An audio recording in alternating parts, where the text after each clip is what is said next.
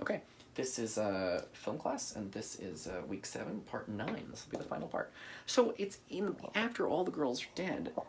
There's this idea that Cecilia's suicide poisoned the sisters, and that the group, all the virgin suicides, had poisoned the town.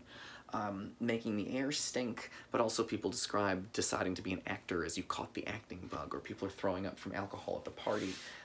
People are making jokes about goodbye, cruel world, and the adults never really understood the adults actually are the worst, because they make news stories about them, and then the adults watching the news stories don't seem to give a shit about this at all. And also that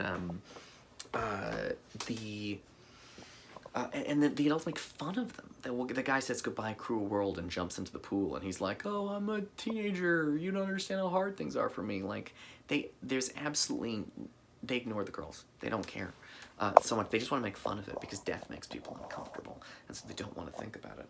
And the movie ends with the sort of nerdy boys saying that they never got an answer, but that they loved them. And they said, did they hear us calling them? And they can never figure this out and never put it together. And it just kind of haunts them forever. And that's the end of the movie.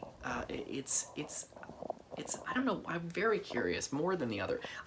The thing about the other films in this course is that I know what students think about them because I've played them for students before.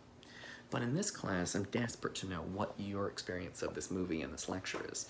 Because I have never played this for students, but I think it is an extraordinary film whose theme is going to pop up again in Lost Highway, in Barton Fink, and some of the other movies we're going to be looking at this semester.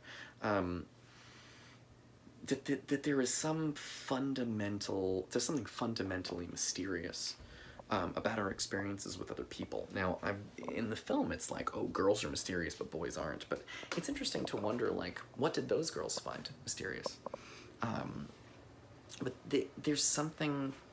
there's a fundamental mystery that haunts the world in good and bad ways. The mysteries of sex, the mysteries of growing up, the mysteries of aging, the mysteries of death, the mysteries of what goes on in someone else's heart, which you can never really know, what's going on in someone else's mind, which you can never really know. That's why we try to solve those kinds of mysteries with science fiction technology. Like, you have a kind of telepathy, and I can read your mind, or, you know, I can sense your emotions with this crystal, or, you know, whatever or I can go back in time and solve the problem. But these kinds of movies provide a sort of brief, like, oh, here's a sort of science fiction answer to these problems. But these are the fundamental mysteries of reality aren't going to be solved like that. And interestingly, no amount of information is going to get you to the answer.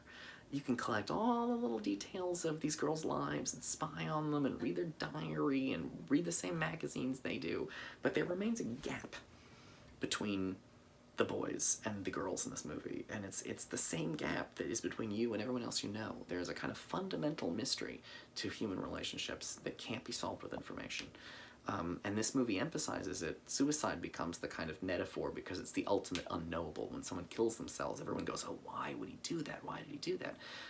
But it's not, suicides are not the only form of mystery between people.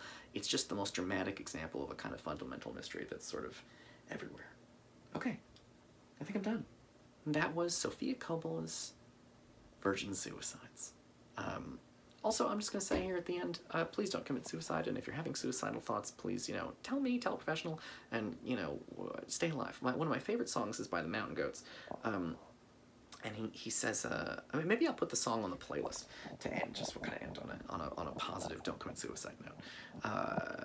Yeah, I think that's good. He says, whatever you do, just, do every stupid thing that makes you feel alive. Do every stupid thing to try and chase the dark away, but just stay alive. Just stay alive, and don't hurt anybody on your way up to the light. It's a gorgeous song.